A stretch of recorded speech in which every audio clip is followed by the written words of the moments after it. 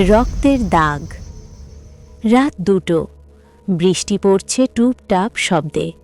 কলকাতার এক পুরনো বাড়ি, দরজা আধ খোলা। হঠাৎ পুলিশ সাইরেনের শব্দ।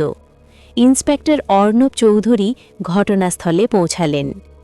মেঝেতে পড়ে আছে এক যুবকের নিথর দেহ। চারদিকে রক্ত ছড়িয়ে আছে, কিন্তু আশ্চর্যের বিষয়, কোনো লড়াইয়ের চিহ্ন নেই।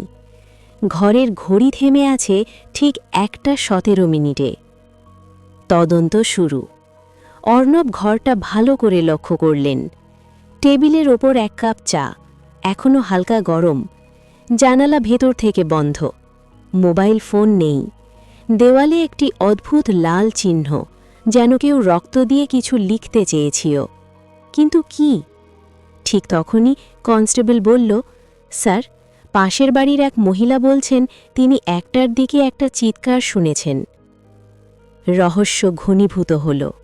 পোস্টমর্টেম রিপোর্ট বলছে মৃত্যু হয়েছে বিষ প্রয়োগে। তাহলে রক্ত এলো কোথা থেকে?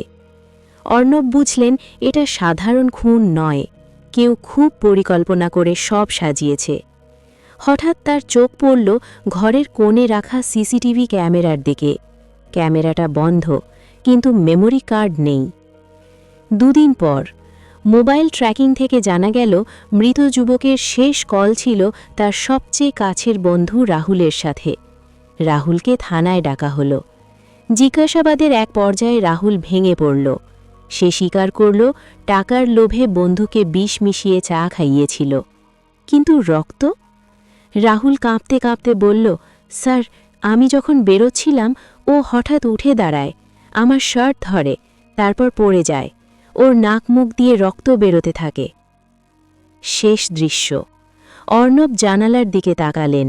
বৃষ্টি তখনও পড়ছে। বন্ধুত্ব, বিশ্বাস আর লোভ।